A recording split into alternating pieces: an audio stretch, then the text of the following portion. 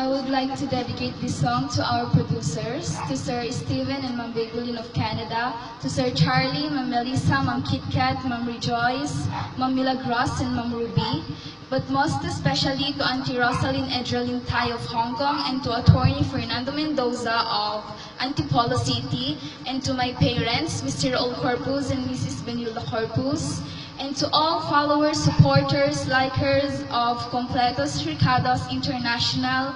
Thank you and hope you guys like it.